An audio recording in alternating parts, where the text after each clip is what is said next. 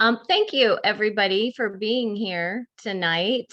I was kind of hoping that Jennifer was going to open with a prayer. Why don't can we do that real? We'll do that off the top. Um, Thank you, Lord, for bringing us all together to learn about Zambia and our partnership that Epiphany Parish has with the Home of Hope in Zambia. I pray that we are able to spread the word about the great things that you have allowed us to do and learn about the world that we're living in. In your name we pray. Amen. In the name of the Father, Amen. Son, Holy Spirit. Good job. Thank you. So, a little off the cuff. It's okay. Louise, well, first of all, thanks again, everyone, for being here. We had an opportunity to meet and record a conversation that we had with our friends in Zambia. And this is a partnership that Epiphany Parish has had with the Home of Hope in Lusaka, Zambia. It started in 2004. And Louise was going to start off with just giving us a little bit of background about the country. Louise? So just a few facts about Zambia. It's a country that's located in the southern part of Africa. It became an independent nation in 1964. English is the official language, but there are 72 languages and dialects that are spoken. The main religions are Christian, 75% Protestant and 25% Catholic. The average life expectancy is only 64 years. That's in part because of the effects of HIV and the AIDS epidemic had on this country. There are about 17,000 people that die of AIDS a year, and the epidemic has left up to 700,000 children living without one or both of their parents. Poverty and the AIDS epidemic have made obtaining an education in the country very difficult. 1 in 6 children does not even finish primary education, and only 60% of Zambians over the age of 15 can read or write. The main drivers of its economy are mining of copper and cobalt, agriculture, fishing, and tourism. Zambia is home to one of the 7 natural wonders of the world. It's Victoria Falls, which is a huge falls. Julie included a picture, I think, of it in the pamphlet last weekend. And it said that you can hear the falls up to 25 miles away from the falls. The main foods eaten in Zambia are corn, sweet potatoes, ground nuts, beef, chicken, and pork. And Zambia is home to many endangered animals and plants. They have the black rhino, endangered species and very rare. It's also the only one of 6 countries that still have wild dogs living in its lands. So just a few facts about the country. Okay, thank you, Louise. So about a month ago, Louise and I had a chance to meet at her house, and we had an opportunity to talk to Jacek. We've been calling him Jacek over the years. It turns out we pronounce his name Jacek. He's from Poland, and he has been with the Home of Hope since the beginning, and it really was a joy to meet him. He's just bubbly and full of a lot of energy. He talked to us about early on in his career. He's from Poland. He went to Africa when he was studying to be a priest. But one of the biggest culture shocks that he came upon in Africa was just noticing the number of children who were living on the streets. And here he is talking about that. When you reach town in any town in Zambia, you encounter children living on the street because they approach you and they want something. So, well, I was faced with them, and then I started thinking, what could be done? Why are kids there? Because that's something that, like in Poland, where I come from, we do not have. It's not possible for kids to be begging on the street, to be sleeping there, visibly intoxicated. So that was for me first shock, and then I thought, okay, there must be something that could be done. And I started engaging with kids, asking them where they come from, getting to know them, having chatting. My free time, Sunday afternoon when there was no work in the parish, or Monday off, which for many religious people, Monday is a day off. I would go to the street, talk with kids, play cards with them maybe.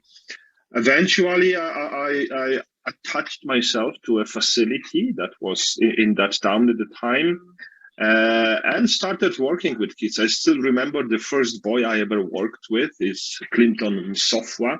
That was his name.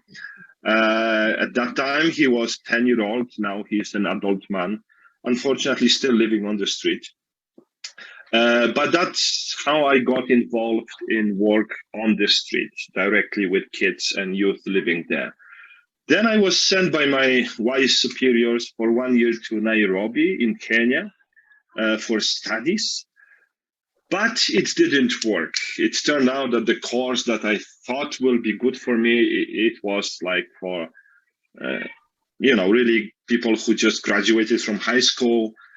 So I was much older than everyone else in my class, and the topics were the level that I already knew. So I dropped off after 2 months from that course and started working on the streets of Nairobi. And I worked there for 1 year. I attached myself also to one of the facilities for kids. And I guess my superiors noticed what my charisma, let's say, is, what I'm good at. And they've approached me and asked me to come to Zambia to take charge of the facility that was in one of our parishes. At that time, that was Good Shepherd Parish in Lusaka. Okay. So when the partnership began, Home of Hope, as you know, was in an open field, and there was one classroom that was made from a cargo box. But as you're going to see in this next video, they've been able to grow into a facility that not only provides shelter, food, clothing, and an education for some, but it's growing into what they are calling an emergency placement facility. And their focus is to rescue, to restore, and reunite children with their families. That I had was an office. So now for the last 5 years, we have administration office, and right now I'm sitting in my own office, which used to be a room for one of the caregivers, but now it's my office. We have a dining hall, six rooms altogether. And what's changed most, it's definitely the way we understand ourselves, the way we understand children that we are working with, the way we understand the etiology of the trauma and the challenges of children and their families. I know, not only I feel, being Polish, we are like genetically conditioned to be modest. But I know that we are regarded as experts in the field in Zambia. We are leading a way in the approach of work with children. Now we are lobbying a lot of trauma-informed approach in childcare facilities to be adopted as a standard. We became somehow victims of our own success because what the beginning, most of the children would be coming through our outreach program on the streets. We've been going frequently on the streets, building up relationship, and most kids were coming to Home of Hope through that program. It has changed in the last few years that 50% of children now are referred to us by different government and non-governmental institutions. That will be social welfare, Child Protection Unit of Zambia Police, IOM, UNHCR, Zambia Immigration. So yes, we became like go-to facility for children that need immediate assistance. That's why we even changed our description to emergency placement facility. Okay. We also became, there is a pilot program in Zambia, and we are one facility, I think one of two facilities that participate in it. That's called Juvenile Diversion Program. So finally, it is being recognized that children who commit crimes, who break the law, they need help, they need therapy, and not just punishment. So it's not many kids that we get through that program, and we take every case on its own. But yes, we've been having, and we have some kids that are sent to us by saying bluntly, they are sentenced to be with us, as opposed to being sent to prison. So that's again something that is good. At the beginning, you know, by the way, Father Ton van Kessel asked me to greet you warmly. I told him we are going to have a meeting, and he said, "Don't forget to greet." So we are living in the same community again after a few years break. So it's you know, I remember him few years back when we crossed the line of 40 boys in the facility. He said, "But you are crazy. What are you going to do? How are you going to feed them, you know, and medical expenses and education?" And why, I said, I don't know, but I know when I go to the street and there is a child that is asking for help, and I see this is the child that is new, he's just arrived to the street, he was just separated from the family, and I know what street will do to that child. I said, I cannot leave that child. So wherever we go to the street, we will come back with the child. And I thought, yeah, you know, we have friends, and God is there. He cares far more for those children than we will ever do. I never ask any family to give me a child, but if God puts any child on our path, we take him in, and then we leave the rest to the providence. And so far, so good, although you know that we've been against the wall several times when I had to borrow money to pay salaries and everything. So now we have, in the program, we have 115 children altogether. Yes, that's, yeah, you know, that's a lot. Grown, a lot of kids. Yes, not all of them live in the facility. 22 of them are in boarding schools. So as a parish, we've asked Jacek that our donations be used, like we said, for food and shelter and in education. And we've provided several scholarships over the years. A few names that stand out to me are Mwansa Shabu. He's currently teaching music, and Akim Tembo is studying some type of bioengineering science. And they have been excellent about just staying in contact and letting us know how they're doing. Yeah, and over the years, you know, we've gotten to hear about these kids and we've seen their photos on Facebook now and then, because the St. Lawrence does have a Facebook page. If you're not following it, you might want to. But the really cool thing about this video is that we were able to meet the boys and have a little tour and get to see them and hear their voices. And right now it's very cold here. We have a lot of snow. Can we show them the snow? Yeah, you want to see the snow? Yes. Okay. We are at Louise's house. And can you see? She has a little creek in her Oh, my backyard. goodness. And oh, do you see the chairs? Yes. Barely, snow- they're covered by snow.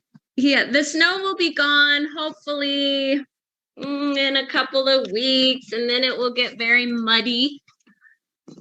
And we'll get lots of rain, but in a couple of months it should be nice and green, and it will get warmer.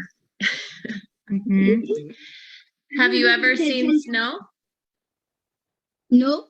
No. Okay. Maybe we could send you some. You visited Zambia before? No, we've never visited. No. I would love to someday. Yes. Yeah, we're waiting for that green warmth, Stephanie. And then after that, Jacek turned away from his computer and took his phone with him and gave us a tour of the facilities. And the first thing that he shows us is a mural. And on the mural, there's a motto from President Teddy Roosevelt that says, "Do what you can with what you have where you are." And it's painted in large letters for everyone to see. And that was just a nice way to start off his tour of the place. Yes. Do what you can with what you have where you are. That is a wonderful motto to live by. And the table tennis, you know, the rule in the house full of boys is that whatever can be broken will be broken. So our table tennis is a solid steel table tennis. Very good. Okay? And yeah, maybe we enter one of the rooms. Yes, I love the colors. You like the It's- colors? Yes. We Yes. wanted it to be child friendly. It is. You know, It's the very real homey. island has enough of grayness. So be mindful that this is boys' room. Yes. Boys' room. We have kids. Right. We understand. Oh, this is great. This is very Yeah. nice. It's, They're very neat. be careful because they can hear you, and if Oh, okay. you say that this is neat, they will refuse to clean again. This is not neat. It should be better than that.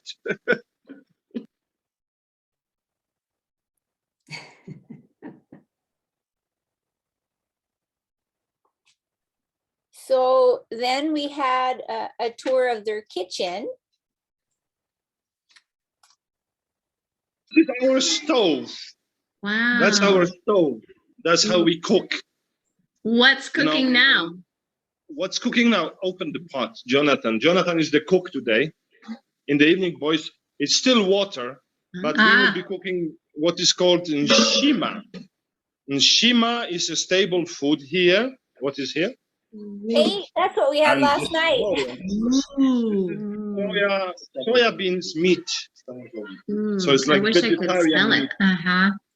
You can smell it already. It looks delicious. How are you keeping it warm? You have to put coals underneath? Yes, we are cooking on charcoal Okay. because that,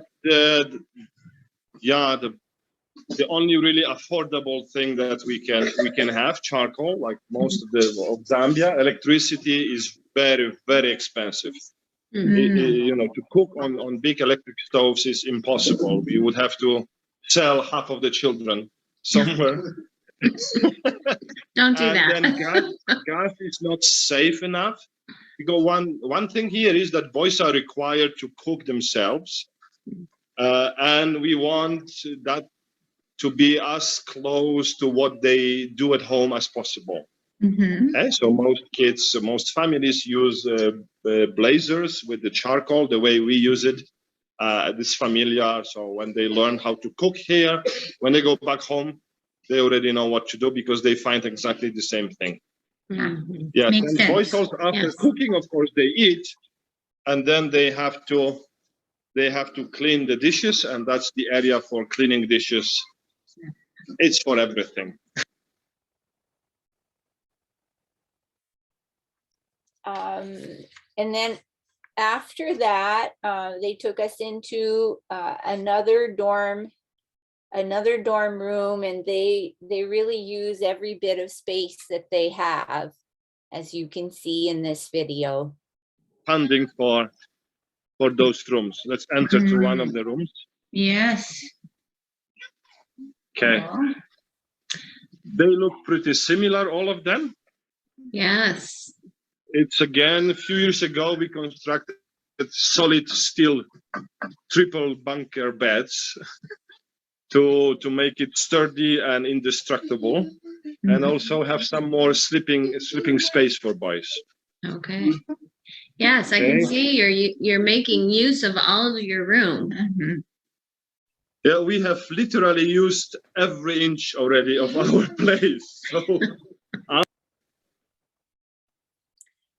And during the walking tour, they taught us a little bit of their language, and we learned how to say hello, which is roughly said muy bueno. And we also met an albino boy named Geshem. okay, so we go further on, Mhm. and that's another Geshem. Mulishani. Mulifie buino Geshem. Okay, Hello. gai wepita. Muli buino. Bueno. Bueno. Muy bueno. Bueno. Bueno. How are you? What is your name? What is your name? Geshem. Deshaun. Nice to meet you. Geshem. Yes, his name is Geshem. I like his hat. I like his hat. Tell him I like his hat. Geshem is with us. I will lock myself to explain you about Geshem a bit, okay? The thing about Geshem is he's 10-year-old, and on the 1st of September, he's albino, as you have noticed. He comes from the up north in Zambia, a very remote village. Actually, we are going there on Monday for the first time to see his family. It's 1,200 kilometers from Lusaka, where we are now. Wow. Geshem came here in October. He was brought by the police for a kind of witness protection program, let's say. On the 1st of September, his older brother took him to the bush and cut off his hand. Oh no. Yeah, he cut off his hand because many people believe that by mutilating albino people, you will become a very rich person. So these are the crimes that are on the rise in Africa, in Tanzania, Malawi. It came to Zambia now. So that's what happened to Geshem. Since then, 2 weeks ago, the brother was sentenced. He received 30 years of imprisonment. So now it's safe enough for us to go with him and see the family and the village where he comes from. And then we will be able to strategize how to proceed for next few years with him. Okay. What would be the plan? So Oh. as I said, we are emergency placement. We received number of cases for protection cases where kids been intentionally abused, like burned, mutilated, things like that. So Yeah, that was just a really sad story. It was nice to see Geshem though, and he looks like he's a happy kid for the most part. And one of the things we noticed with Jacek is that he always came back to what he was thankful for, and he is very thankful for what we are doing for St. Lawrence. And he mentioned that several times. Can you talk about just briefly some of the changes over the years? When we first saw Home of Hope, I think some of your classrooms were it looked like in like semi-trailer cart. In the cargo containers, yes. Yeah. And that was the beginning. Yeah, can you talk about how things have changed? Oh, tremendously. And from the way go, I said they've changed solely because of your commitment and your support. For all these 15 years, you have been our, I would say, the most faithful and most generous benefactor. So whatever changes took place till date, it was possible only because of Epiphany Parish and because of you people who spread the good news, who talk to people about us and come up with ideas how to help us more.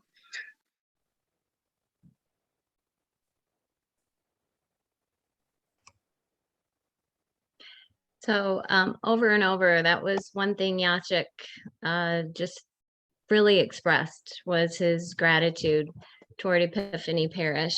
And I think I could speak for everyone on the committee. Louise, Julie, and I have been on it since it began, and it really has been a rewarding committee to be on. And we're always, we'd love to see new members.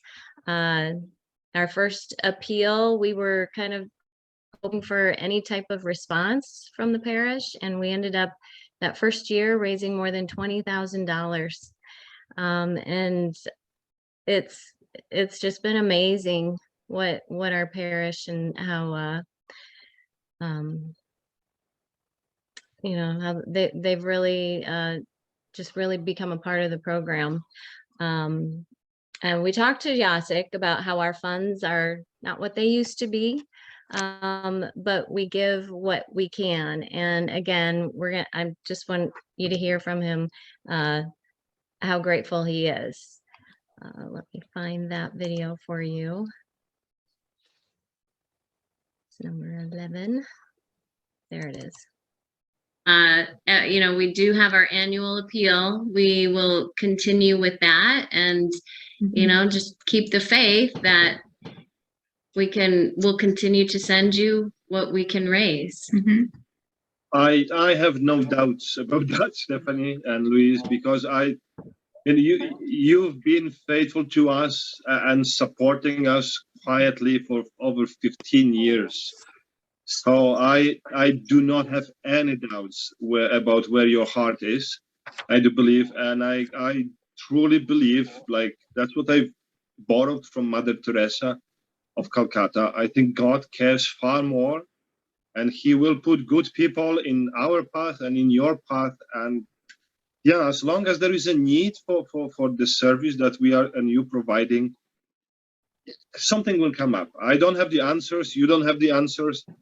We remain faithful that God will take care of it and put us in touch with people.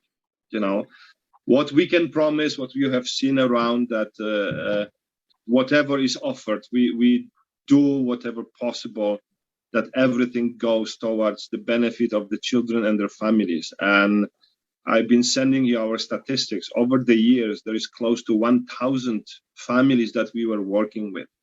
So many kids and young people who've been on the street, who've been destitute and drug users, and they've been victimized. And we've managed to pull them out. And they are back on the straight path, and they have families, they have their own children, they are trying to be decent people.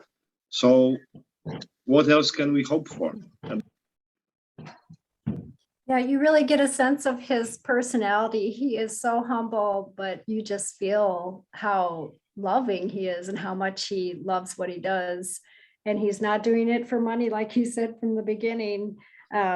We kind of wrapped up the conversation from there, and then he described a little bit about the joy that he gets from working on the ground in Zambia. I don't get any salary for working here. I'm in the position where I don't need. My community takes care of me, and so everything else that is donated goes straight to kids and to making their life better and giving them opportunity for childhood, because many of them were deprived of that from the time almost when they were born. And it always gives me great joy when I see, one of the things for kids that have been traumatized or severely neglected in early childhood, that they lose ability to be a childlike. And we see that when new kids come and they are not playful, they are very independent. They treat adults like obstacles, like a nuisance that has to be tolerated. And when after a few months, 4, 5, 6 months, they regain that, they start playing, they start asking your advice, they come to complain, they look for comfort in adults. So then I say, okay, we are on the right track, and that child will not remain with us any longer because there will be no need. So again, I keep repeating myself, but nothing would be possible without Epiphany Parish and without Zambia committee of that parish. There is no other way I can say that. It sounds like just being polite, but I'm not being polite. I am convinced about that 100%.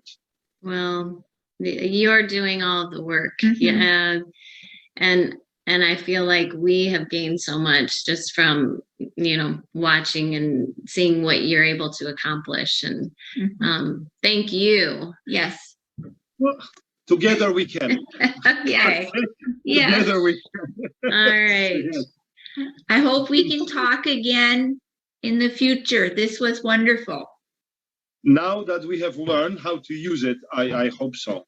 I hope so. We can even have virtual tea time. Okay. Okay. And thank you. All right.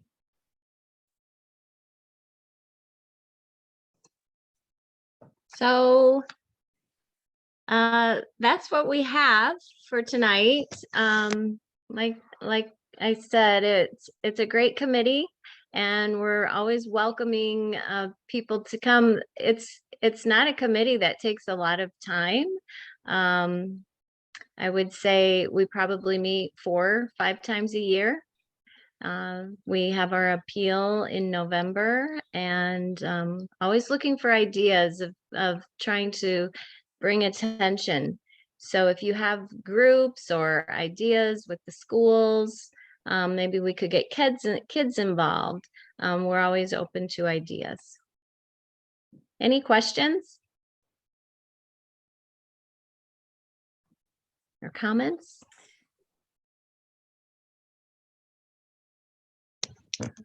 Well, I would just say thank you so much. That this has been a marvelous presentation, and it's really put people's faces in front of us. That it makes it so human. I think we need to show this again when you have your. Well, certainly it'll be on all the time as far as our YouTube, but I think this would be very helpful when it comes time for your campaign again. It's been very moving. Yeah, we've been talking about wanting to go there someday. So it's on our bucket list, some of us, but this was the next best thing. It really was. It's amazing how this technology brings us together. We were Yes. actually able to tour and to show the parish. So yeah, we're excited about that. Yeah, and he's so articulate. It's so nice. I feel like I know him now instead of just seeing his name and his written word, to actually be able to talk to him. And I really enjoyed that too.